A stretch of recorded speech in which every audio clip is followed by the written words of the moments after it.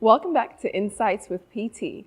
Picking up with where we left off, let's continue with this special edition of This Is My Story with Pastor Tola.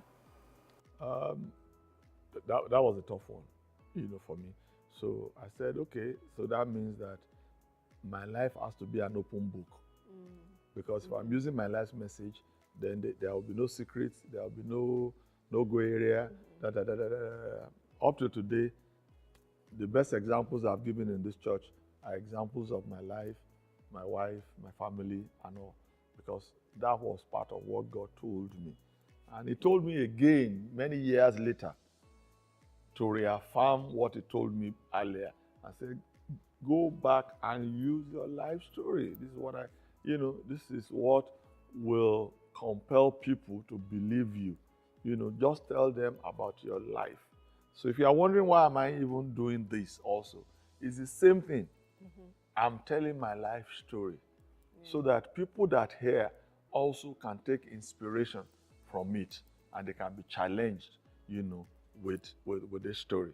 So the church started and we started seeing the hand of God, the grace of God. By the time this church was 3 years old, we had moved into the first half of the sanctuary. At that time, up till now, we were the first church outside of Nigeria, of that denomination that will buy land, that will build, scratch. Today, everybody is doing that, and we thank God for using us. But there's something I need to bring out there, is that in the course of starting the church and even the building, we asked for help. Nobody gave us help. There was no $1, either from Nigeria or from anywhere, or from the system denomination that said, this is how much we are using for you to set up the church. There was nothing.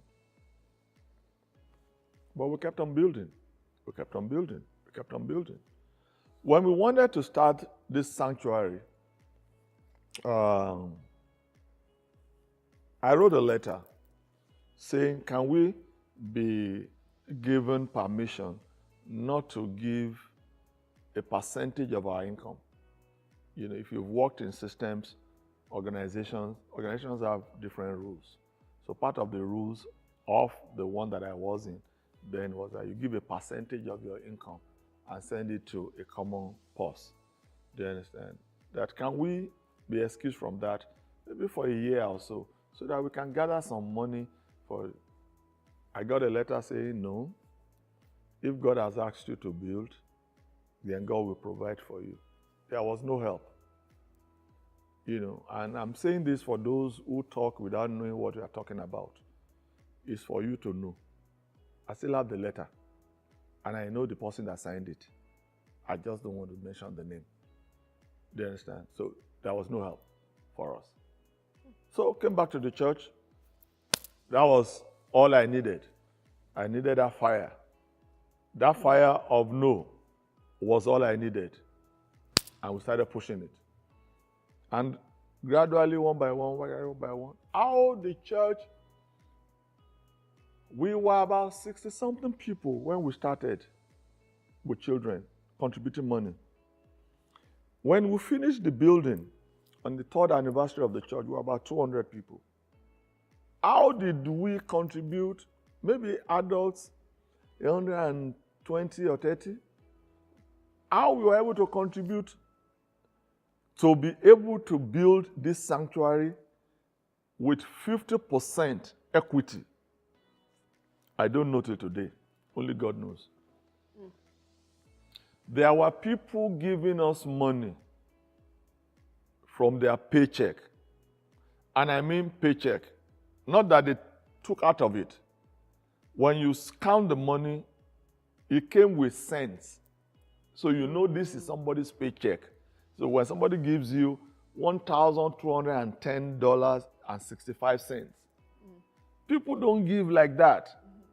If people are going to give, they are going to give in round figures. It's either they give 1,000, they give 1,200, or you give 500, or they give 100, or give 20, or they give 10.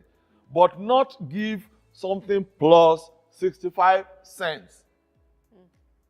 So I knew that these people, they were giving their salaries. And that thing touched me because the kind of prayers I was praying, God, please, you must honor your word concerning these givers. There was a young lady who used to be in our church then. She sold her car. She was in college. And she sold her car and brought the car. By the way, you might be wondering, what did I do? I sold my car. I was the first one that sold my car in this church to give to the building fund. And we had no car, me and my wife. The only car we had, I sold it. So, and when she told me she sold her car, my head was spinning. I said, you did what? Maybe she was like 22 at that time. I said, you sold your car? My God, no. I said, I'm not taking this money. She said, no, Pastor, what do you mean you're not taking? Are you not the one urging us to? Don't you believe in that God will reward us and da. In my head, I was saying, I could imagine an African woman, the mother of that child, say, Pastor, you took my child's money, and she sold her car, and you took it. I said, no. The girl said, no way. Eventually we took the money. Eventually, I saw the girl in a span of 20 years. How God multiplied her. She was 22 or 22 something when she came to this church. She got married. She had children in this church. I kept on remembering the car she sold. I'm talking about somebody who is over 50 now. I can remember like yesterday how she gave me the money for the car. Maybe the money was like 1,000 something or whatever. But that money was like blood money. I said, what? So God used a lot of people like that, such that by the time we dedicated this building, I just knew that God was in it. God was in it. Some years down the line, we paid off the loan, paid off the mortgage. In fact, we paid off the mortgage in the midst of the greatest crash in America's economy in 2009. I can never forget. Do you understand? And we paid off that mortgage. And I began to see the hand of God. One of the things that God did in seeing his hand was when we wanted to buy the land on the other side of our church. This was 102 or 103 acres of land. And we spoke to the owners. And the owners told us how much. And we agreed. And we signed a contract. But then I couldn't sleep. I said, why? What is happening? There was no peace. So I went back to God. I said, God, what is the problem? And God said to me, you could have gotten that land far cheaper than you paid for it. I said, what? So I called the board of trustee meeting. We were in Pennsylvania on a retreat. It was a workers' prayer retreat. So I called the trustees and they all sat down. I said, excuse me, that land that we signed, the contract, I believe we paid too much for it. And God will want us to go back and renegotiate. And they looked at me like, are you kidding? Pastor, nobody does that. In America, you signed the contract. I said, please, this is God. Please. I'm saying this. I don't intimidate people with God. And I don't say every time that this is what God says. But I'm telling you, I know if God says something to me and I tell you this is God, you better listen. That one, I can fight anybody on it. Because I know I will be right. Because God is there. I said, this is God, though. I said, I don't know what you're going to tell the man. I said, but this contract, we must review it. So I told our accountant then, I said, call the man. He called the man. The man asked him, how much do you want to pay? He came back to me and said, Pastor, you can't believe this. I said, I can believe anything. God told me this. So please don't tell me you can't believe. No. I already believed when God told me. You are the ones that cannot believe. He said, the man is saying, how much do you want to pay? I must have maybe like $300,000 or $500,000 I took off. Till today, I still believe that I should have taken off more. I'm telling you. And you will know why. So the guy went back to him. And the man said, deal. They will sell it less that amount. I said, now tell them this is another one. We don't even have money. They will finance it for us. He said, the man came back, said, deal. If you can give them a bulk money, I think they asked for 300,000. Then spread the rest, not more than 7 years. We'll finance it for you. I think we paid the rest in like 5 years. You know. So he said, at that point, all the trustees, they had to listen because it's like, don't try this man, no. You see, this that is working, we don't. So I now took the phone.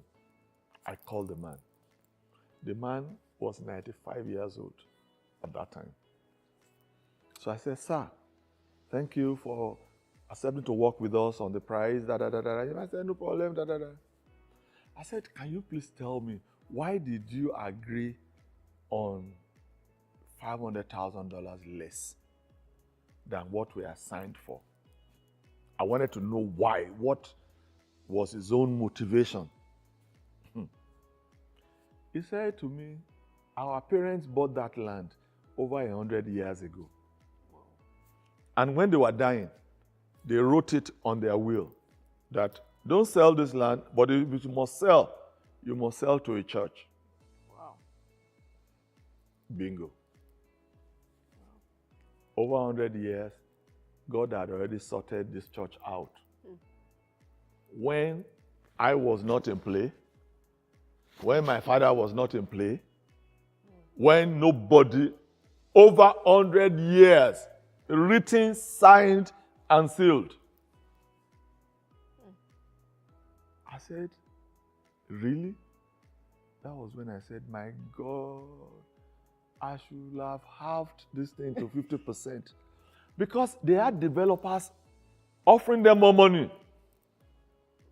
They said, our parents said, and this is the will. We must sell to a church. From Africa to here. And God had already gone ahead of you 100 years earlier. Excuse me. I don't know why Christians walk in fear. If God can plan 100 years in advance, can you imagine? I know how He has planned in advance concerning you. This is what I say to people. When He says, I know the thoughts I have towards you. They are thoughts of peace and not of evil, to give you a hope and an expected end. When I came to this church and I told this church what happened, this place exploded. I mean, exploded. Now we own the land. Now it's fully paid for. And we are still doing this work. Well, that brings us to the end of this episode.